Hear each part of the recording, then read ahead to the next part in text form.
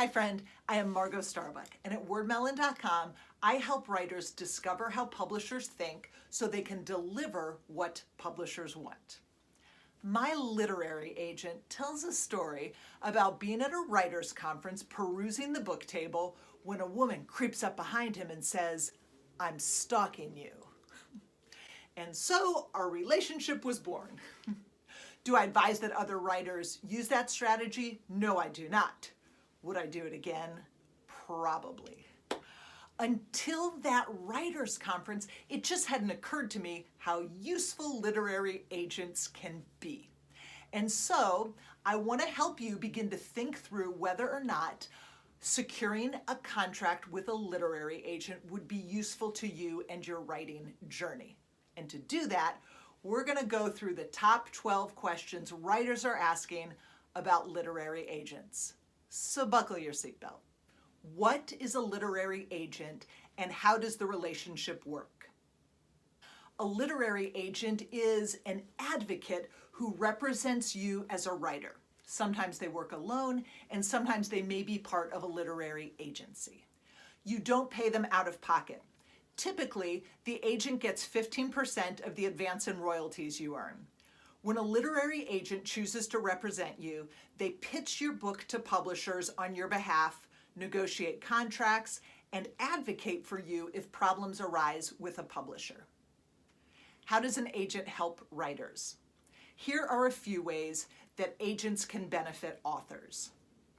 On the front end, agents pitch your book to publishers. When you get a contract, they ensure that it is fair and they can advocate to increase the value of your contract. Advance monies, royalties, deadlines, free books. They're not magicians and they can't always get you more money, but they will go to bat for you. During the writing of the book, agents are your advocates if you run into any personal or professional bumps during the process of writing the book. And they'll also help if you have a conflict with the publisher. On the back end, agents communicate with the publisher if there are ever any additional questions or issues pertaining to your book, rights, etc. And over the long haul, agents aren't thinking about just one book. They're thinking about the span of your writing career. I've experienced all of these benefits that come from being represented by an agent. Can I submit my book proposal to a publisher without an agent? You can. But if you submit your book proposal to an agent who is not yet familiar with you, it's possible it won't stand out as being any different than the hundreds of other proposals landing in the inbox of an acquisitions editor. If you do decide to contact a publisher on your own, I suggest that you leverage any social connections you can. It might be a writer in your writers group who has been published by them. It might be somebody else who can open that door with something as simple as like an introductory email. Also, writers' conferences are a great place to meet not only agents, but also acquisitions editors from publishing houses. Do writers get book contracts without agents? Some writers do sell books without literary agents. Here are a few scenarios. Maybe a publisher has contacted you because they're interested in you or your work. They may have read your article at Christianity Today that went viral, or they saw you as a featured guest on Good Morning America. Maybe a person of influence, possibly a best-selling author, CEO of an international organization, introduces you enthusiastically to the publisher, offering his or her unflagging support to promote your work. Or you might be affiliated with a reputable organization or institution that commits to purchase 20,000 books as gifts for their donors. That will interest a publisher.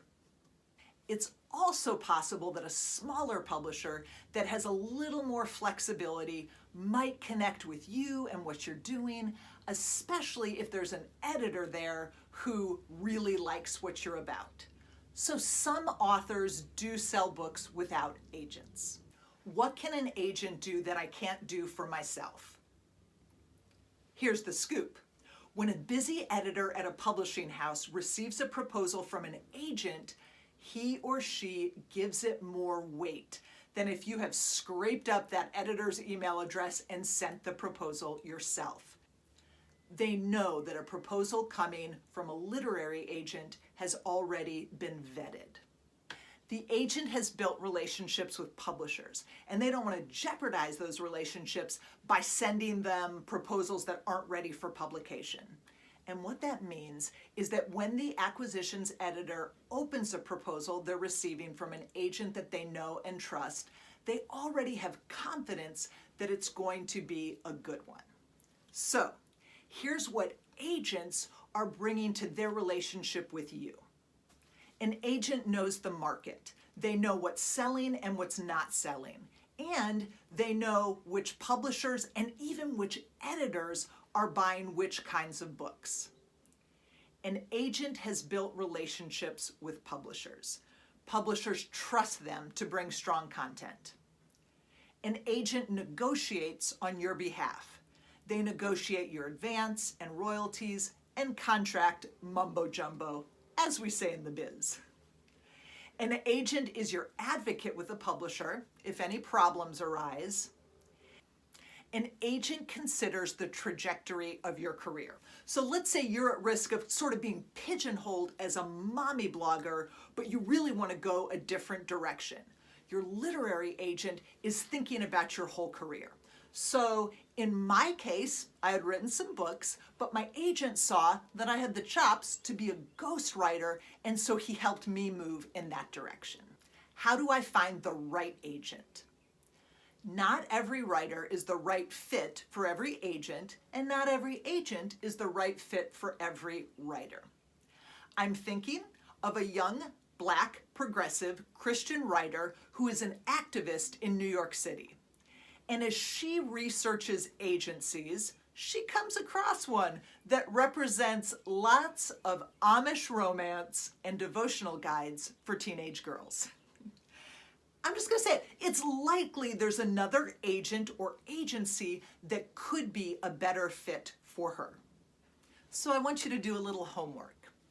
Look at agencies' websites online to see what they're representing, and talk to your friends who are writers about the agents who are representing them. And you can even look in some of your favorite books to see if maybe in the acknowledgments there's a mention of the agent who represented them. You're wanting to find a literary agent who's a good fit for who you are. And that person is going to be able to get excited about who you are and what you're communicating. How do I secure a literary agent? If you're seeking representation by a literary agency, you submit proposal materials to them just like you'd send your book proposal to a publisher. You should check the agency's website to see if they represent or are seeking the type of project you're offering, and also any submission guidelines they offer. If they don't offer submission guidelines, you would send them a cover letter and a book proposal. If they do offer submission guidelines, follow the directions. Don't send them less than they've requested, and don't send them more. And a bonus tip, for free, make your cover letter shine. If your cover letter fails, the agent is not even going to open your proposal to see how fantastic it is. I want you to be clear. I want you to be concise. I want you to be persuasive. I want you to be effective. The cover letter really matters because it's showing them what kind of a communicator you are. So nail it. What does a literary agent want or need to see in order to represent me? That weekend that I met my literary agent, he had given a workshop I'd attended titled, it was something like, The Kinds of Writers I Want to Represent. So when I was pitching him, I think it's fair to say I had a distinct advantage because I knew what he was looking for. Though I don't remember everything he said, I do remember he said that he wanted to work with writers who had more than one book in them. He wanted to work with writers who didn't need hand-holding, right? They'd have a little hustle. And like every agent, he wanted to work with writers who were already reaching readers. What it really boils down to is that agents need to see the same big three things that publishers need to see: a compelling concept, that unique angle, a growing platform, and strong writing. For an agent to be able to take your book to a publisher, they need to be able to deliver those three things. Can I query more than one agent at the same time? For this one, I wanted to double check with agent extraordinaire Karen Hardin, president of Priority PR Group and Literary Agency. Karen offers, yes, as long as you let these agents know it is a simultaneous submission. How do I find a literary agent who represents Christian writers? Publishing and business guru Michael Hyatt keeps a great list of agents who represent Christian authors. And to find that list, go ahead and Google Christian Literary Agent Michael Hyatt, and it will take you to his list. I also want to make sure you know about a fabulous resource that is updated annually called the Christian Writers Market Guide. That is where you are going to find all the publishers, all the literary agencies, all the magazines that you can pitch your articles to. It is a real treasure. The Christian Writers Market Guide. Get yourself a copy. What should I be considering as I'm looking at agency websites? When you're researching various literary agencies, you're discerning whether or not who you are and what you write are a good match with the agency. Does the agency seem to represent only well-known best-selling authors, or do they represent some newbies like me? Does the selection of books the agency represents indicate that they would champion a book like mine, and that subject matter, its theological perspective, the whole shebang? What types of books is this agency looking for right now?